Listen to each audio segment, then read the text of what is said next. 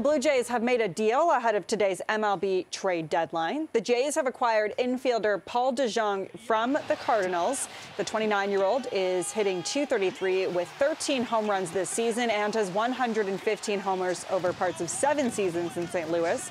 Now, the Jays are sending minor league pitcher Matt Svanson to the Cardinals in the deal. DeJong is expected to fill in at shortstop for Bo Bichette, who left last night's game with a knee injury. Teams have until 6 p.m. tonight, meanwhile, to make moves as they push for the playoffs over the final 2 months of the season. There have already been a number of deals in recent days leading up to the deadline. And TSN's Matt Caws says the team may need to look elsewhere if Bichette is out for an extended period of time. In terms of what happens next, if it's only out for a couple weeks, I think the Jays could fix this internally. But if he's out for a month and there's about 55 games left in the season for the Blue Jays, then they've got to be a lot more aggressive because this is a team with a lot of talent. This is a team that can win. And we've seen Tampa Bay Rays make a move. We've seen the Texas Rangers go out and get Max Scherzer. Toronto needs to respond in kind if Bichette is out for an extended period.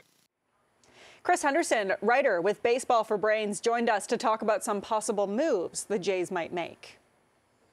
It's possible that Teoscar Hernandez is going to be available from the Seattle Mariners.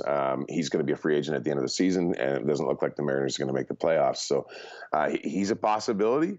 I certainly would fit as that right-handed bat that we've heard so much about that the Blue Jays need, especially as we look towards the end of the stretch run towards the playoffs and into the playoffs.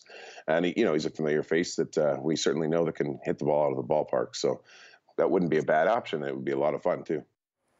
The Jays are currently 2.5 games ahead of the Red Sox for the final AL wildcard spot.